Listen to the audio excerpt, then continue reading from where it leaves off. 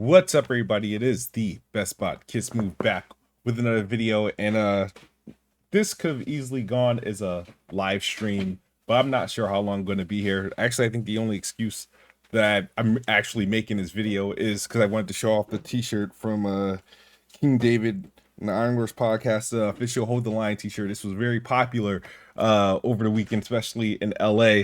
So shout out to ILP, King David, Hold the Line. So speaking of holding the line, that's exactly what I'm going to be doing today. The showcase last weekend is still has everyone in their feelings, a lot of people in their feelings. Xbox had a great showcase. I gave it an 8.5 out of 10. Like I said, I personally thought it could have been better, but apparently this showcase did enough damage that people are still hurt about it, and they're still doing things and going out of their way to justify to feel justified. They're looking for something to justify their emotion. If you go to Twitter right now, gaming Twitter right now, everybody is pretty much clinging onto each other. It's like you got a bunch of fanboys clinging onto each other, just looking for other people to share their emotions and opinion with. And it's just very sad. So all I see on Twitter is really people just coping, and everything Xbox showed or at the showcase today, no matter how good or how ambitious it looked, all people are trying to do is look for things to downplay or things uh to cling to say, hey, this is better. Now, rewind about 2.5 weeks before this Xbox game showcase, PlayStation had a showcase that was a complete letdown. It was an epic failure. The best thing shown at that showcase was Spider-Man, and that's obvious, right? But what people expected was, Spider-Man to be a part of it, but they expected much more surprises. They expected, The Last of Us, Factions 2, and like big reveals, Ghost of Tsushima 2, and some other stuff. And they didn't get it. They got a bunch of like low tier stuff, right? And they haven't recovered from that. So they spent the day, doing their thing to try to avoid being called a fanboy. They said, they've criticized it for approximately 8 hours, right? They now the it's Wednesday at the time that I'm making this video. The same people that criticize PlayStation Showcase, and they're big fans of PlayStation, and they are allegedly let down by PlayStation Showcase, criticized it 8 hours. Xbox Showcase was several times better than the PlayStation Showcase, showed more first party games, showed more exclusives, showed better third party games than this thing, had more surprises than the PlayStation Showcase. And it's Wednesday, so this is just damn near, I'm going on 4 days since the showcase, and they're still criticizing it. And this was the best showcase this entire weekend. So right now, a lot of people are just doing a lot of things. So Starfield, right? The game looks ambitious. They got a cool controller coming out, cool headset, cool smartwatch coming out. The game looks incredible, massive. Just the scale and scope of this game just is ridiculous right now. Now the downside about Starfield is the fact that it is confirmed to be running at 30 frames per second on both Xbox Series X and S. Yes, disappointed. You don't want no game, next gen game, to be running at 60 FPS, especially. And the reason why most of us is actually disappointed because the start of the gen, when the consoles came out, they were pushing games at 60 and 120 frames like no problem. And until this day, at the time of this video, the Xbox Series X and S still are the only two consoles with the most 120 frames per second games, with the most 60 FPS games, and with the most games running at 4K. But I digress. So this was obviously PlayStation fanboys' big win. They're holding on to this for dear life. So they're overcritical on that. Great, cool, fine, do that. But they're also trying to dive into this No Man's Sky thing. It's like they're trying to dismiss Starfield, and call it like comparing it to No Man's Sky. Not to say No Man's Sky is a bad game, but No Man's Sky's been out for some years. and it's, it has its ups and downs, but for people to dismiss Starfield, they pretty much point to No Man's Sky. Now everybody is a No Man's Sky fan, so you'll see a whole lot of unnecessary No Man's Sky comparisons, and you would think a lot of these people making these comparisons play this game. It's like they completely ignored all the information that was given in the 45-minute breakdown of Starfield, the Starfield Direct. It's like they ignored everything that was given to them there, and they said, "Oh, it's No Man's Sky." So, and these are some of these people have been big fans of Bethesda, played and bragged about how many hours and trophies they got in like Skyrim and Fallout. Mind you, Starfield is from the same people that made those games, so it's only because it has this Xbox alignment that they now have this disgrace of this game. People were excited for Starfield before Xbox acquired them. Starfield wasn't No Man's Sky clone up until Xbox acquired them. So you got this going on. And then you got Forza Motorsport, right? Which we've seen most of Forza Motorsport several cases. It looks great. It looks awesome. It's the only racing game that has ray tracing in game, and people hate that because GT7 couldn't deliver that. And so people are over what they're doing now is they're pretty much over analyzing and being overcritical of Forza's visuals. Now, people are saying it looks bad. I've done seen this game several times already. There's nothing about Forza that looks bad. There's not a single thing about Forza that looks bad. Like I don't get it, but that's always been the thing when it comes to Forza and GT. Every Forza game, like Forza Horizon 5, Forza Motorsport 7, just dating back, those games look gorgeous. But these not a lot of these PlayStation fanboys, they literally have to get themselves in gear. And what they're doing is they was like, you know what, Forza's coming out. I have to enjoy GT7. I have to actually make myself interested in this game and show people how much I'm enjoying this game because I need to use this game against Forza Motorsport. So now you're seeing a whole lot of unnecessary Forza Motorsport slander. It's like completely unnecessary. Fable, arguably the best looking game that was showcased. Was no CGI. It was all in-game and in-game cinematics. The developers came out and said it. Actors came out and said it. Phil Spencer and Matt Booty all confirmed, like, yeah, this is what the game looks like. And people hate on Xbox and hate on Forza so much that people forget how good Forza Horizon 5 looks, which this is the same tech that's running Fable. Like, people hate on Forza Horizon 5 so much, they're so blind to the actual beauty of the game. So they didn't believe that this is the game. So now now they're running with, oh, it wasn't gameplay. Nobody was demoing the game. They weren't playing or walking around like they did in Final Fantasy when they walked for like several seconds in an empty ass world to hide the shitty ass frame rate. I remember that. But this time, like, so because nobody was doing that in Fable, and that they had their the cinematic shots, and it's the lack of gameplay. Oh, the fact that the stock character, the character they decided to use for the trailer looks very husky and masculine and unattractive. They want to use that against the game. Like, and mind you guys, Fable is an RPG, and RPGs these days, you create your own character. You customize what you want your character to be a boy, a girl. You want them to be black, white, Asian, or non-human or some shit like that. You can actually do that in most RPGs. So I'm like, why are they overly focusing on a stock character that you're not going to use at all? You're going to create your own character. So people were overly emotional about that, which is stupid. Obviously got the Hellblade, which disappointed all of us. Not because Hellblade actually looks bad. Hellblade doesn't look bad. We know Hellblade looks great. They've showed the game. I'm sick of seeing Hellblade in the way that we've seen it. All we want to see is combat. But we all agree Hellblade looks great, but they're holding off on the combat for some reason. Not sure why, but they need to do that. So those criticisms, I understand. But the Starfield criticism, the Forza criticism, the Fable criticism, it's just like, bro. And then people that the avowed criticism. Now, the avowed one kills me, right?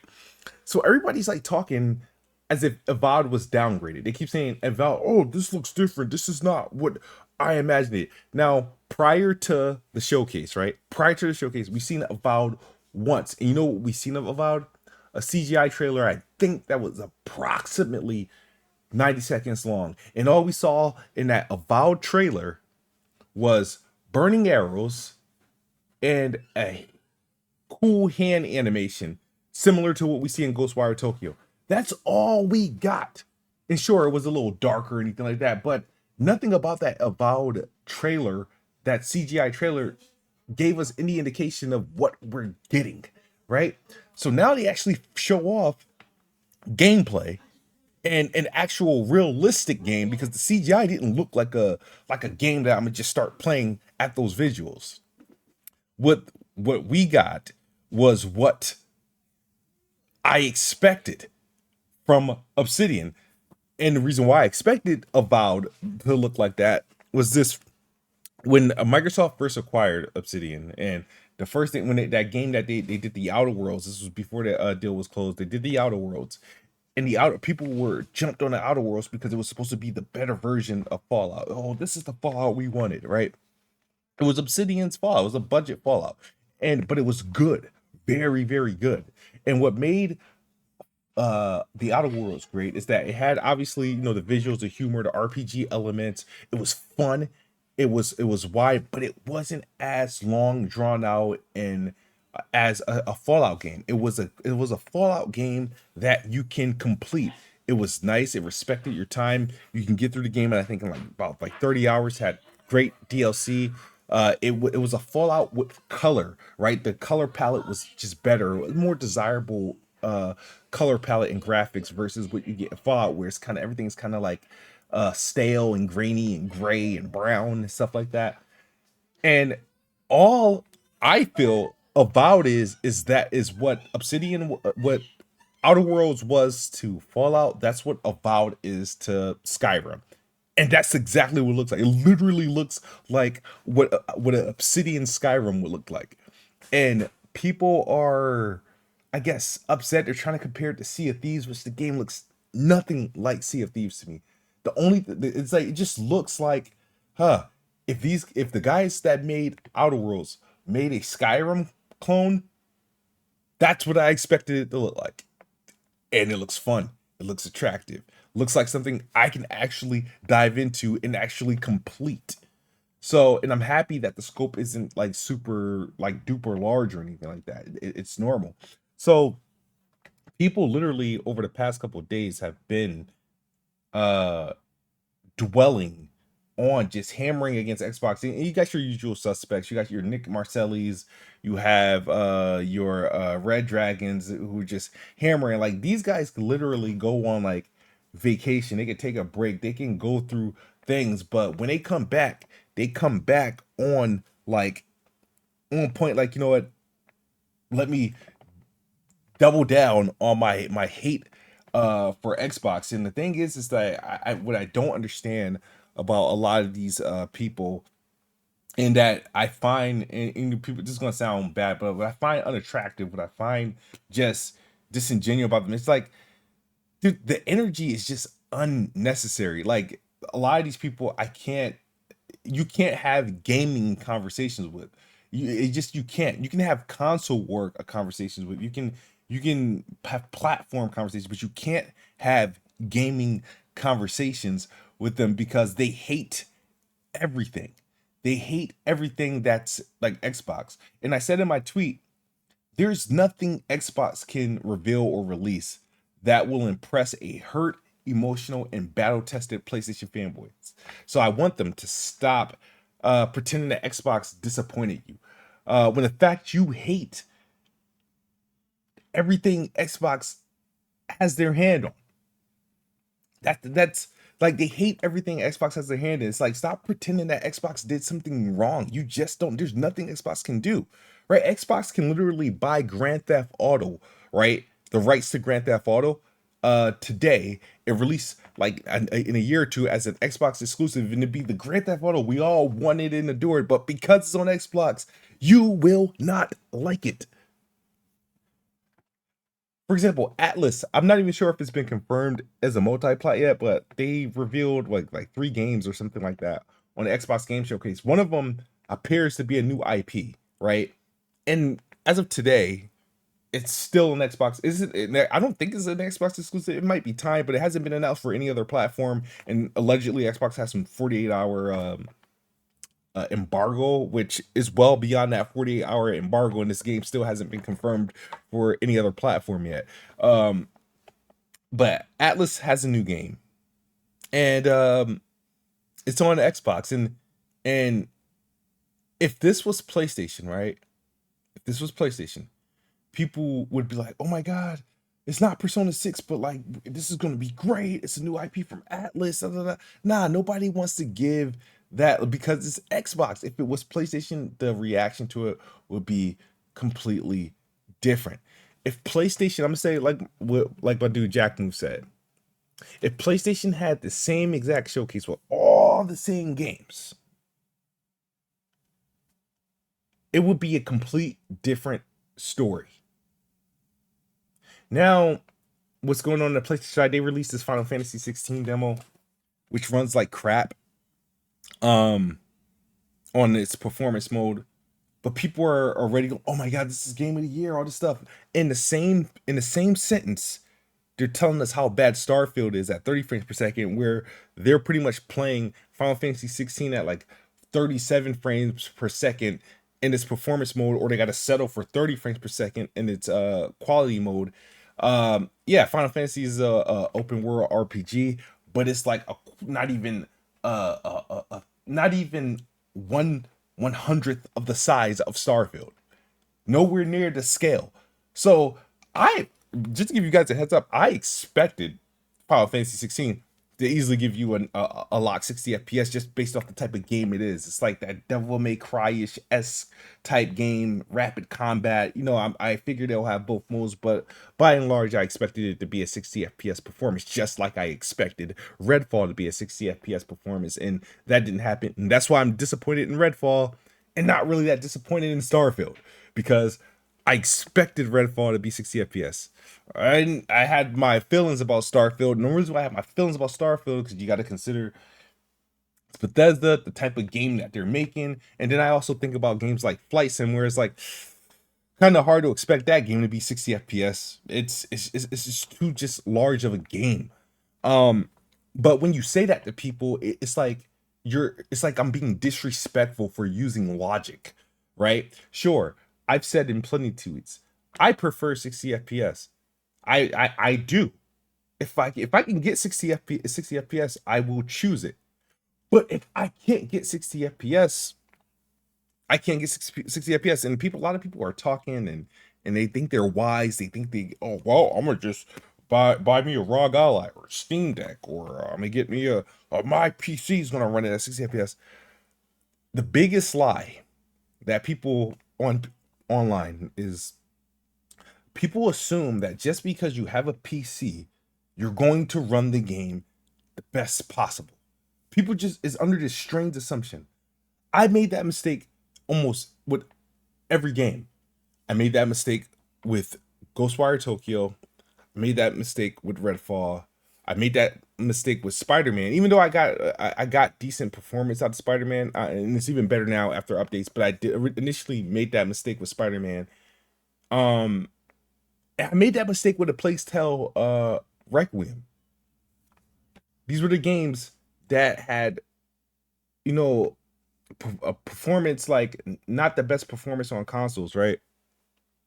But because I assumed I have a decent, I have a 3070 Ti, I have a i97, I have this many gigs of RAM, and I struggled getting decent frame rates on these games, no matter what settings I do, especially Redfall. I can't run Redfall at 60 FPS for some strange reason. I just can't do it on PC. So people assume that these games just because it's on PC, it's just going to run superb. I mean, Sure, depending on your build, you're going to be able to play it better than others, depending on your build. But PCs aren't static. Not every PC that everyone has in their household is equipped with a 4090 and like a Ryzen 58, whatever what they call them things these now is like. So that's a it's false. It's false hope. It's false hope. So a lot of people are in this impression that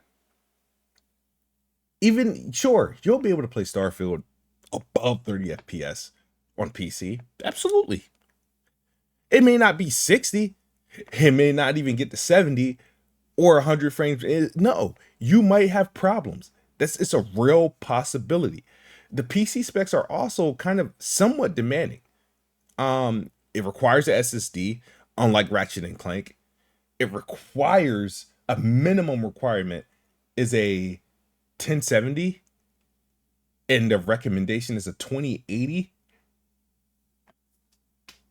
Yeah, I'm curious to see how this game runs on the Series S, but I just wanted to just share my, video frustrations with the people online that think they know everything. These super negative people that aren't real gamers on Twitter. These guys are not real gamers.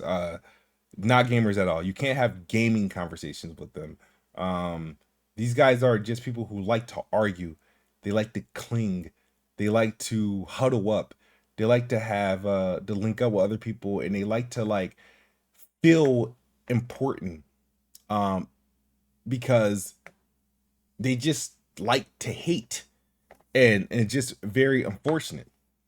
So I like to poke at them. I get them mad, and sometimes I don't feel like engaging with them. I say what I say, and I'll say and I'll keep it moving. So I'm gonna read some of these quote tweets for some of these people based on the tweets that I got out. I don't know what any of these says, but these are people. He says, not liking the comparison doesn't make it invalid. I loved and played No Man's Sky since day one. Bought the $100 Forza Horizon 5 day one, and unlike you who hated Bethesda games, I've been a long time fan. So yes, some of us have the stats you find so hard to believe to back up our statements. I don't know who this person is, but a lot of people, when I make tweets, right?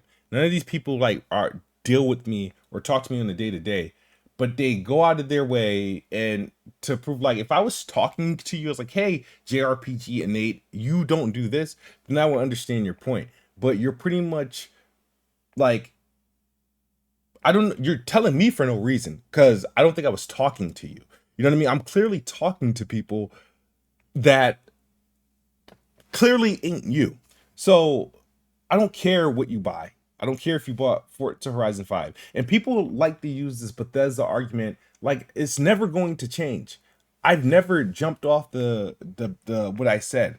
I don't like Bethesda games. I typically don't, and when I say Bethesda games, I'm talking about Bethesda game studios, like the Tower Howard studios. These games, the games are too bloated, too long. It just, they weren't my type. I'll play other games published by Bethesda, which I have several, but Bethesda games I struggle with. Starfield would be it's a fresh start. I'm going into it fresh like everyone else, and it has a chance to win me over. So I'm more intrigued by Starfield. I'm not hyped for Starfield. I'm intrigued by Starfield. I was hyped for Redfall. That was a heartbreaker. I'm intrigued by Starfield, to answer your question. So I don't give a fuck about your trophies. I don't care that you bought Forza Horizon 5. I don't care that you played No Man's Sky, but you comparing them is still wrong because you never played Starfield. So, and we got, y'all do this with PlayStation games, currently doing it with Zelda. Shut up. What am I comparing Zelda to?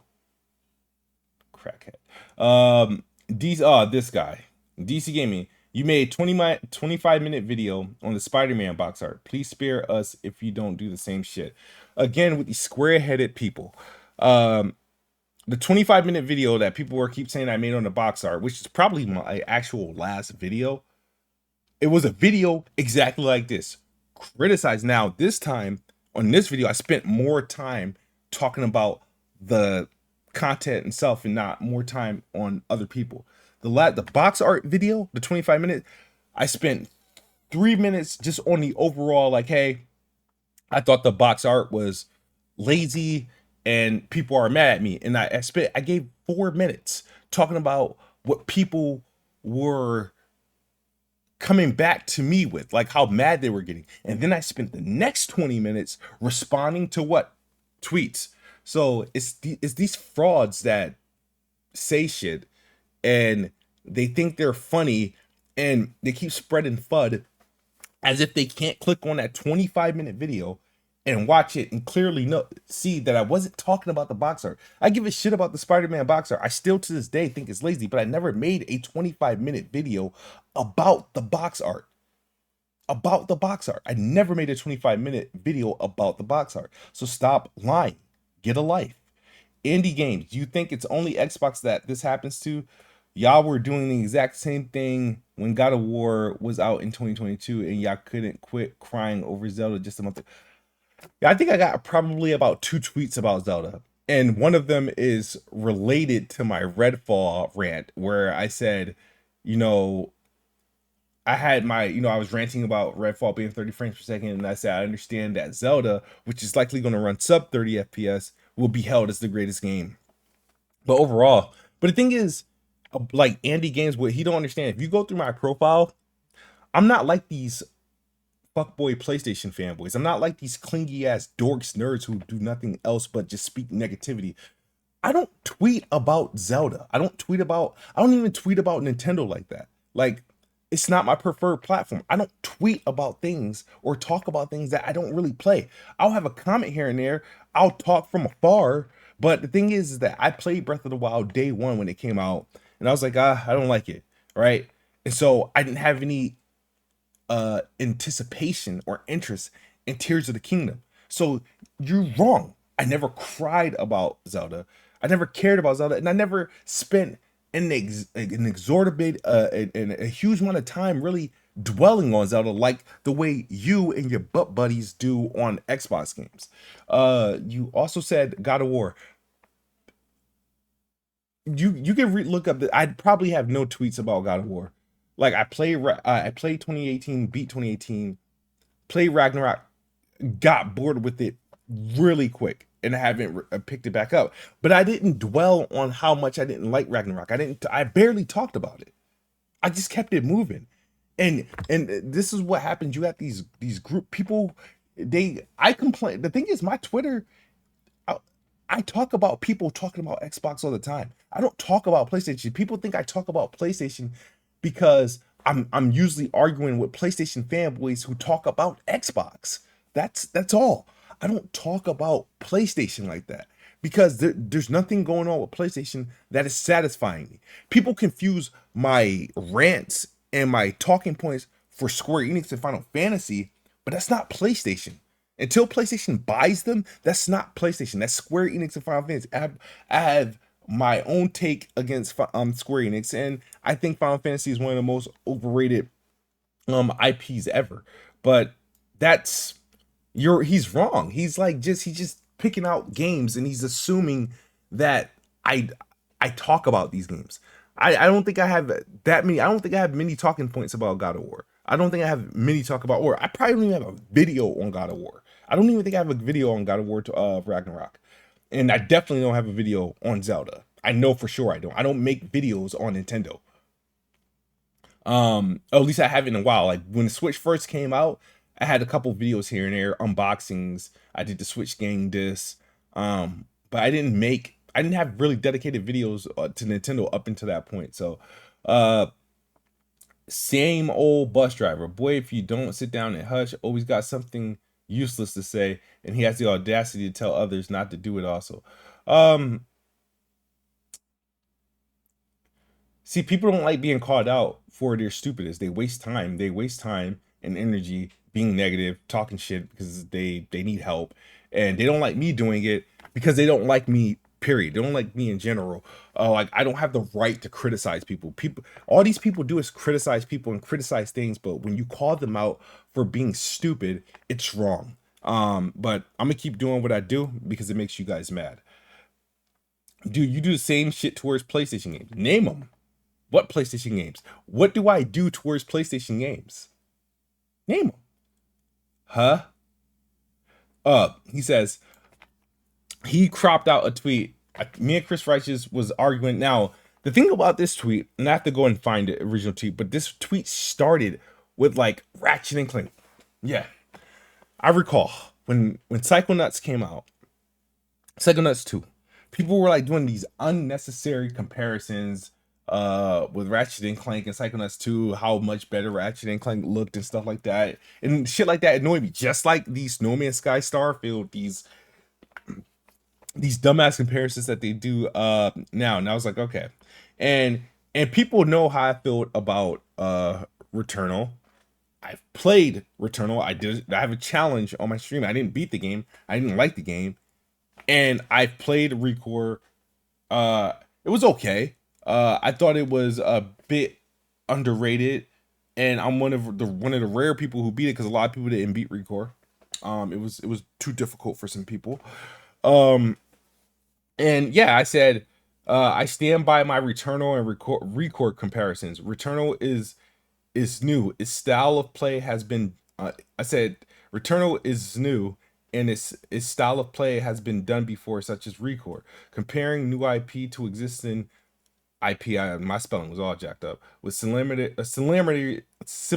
is fair game. Ratchet isn't new. So it's like I'm curious to why he grabbed this tweet, because this was a part of a feed that was much more bigger that would involve different games, right? So Recore was a new IP. Returnal was a new IP.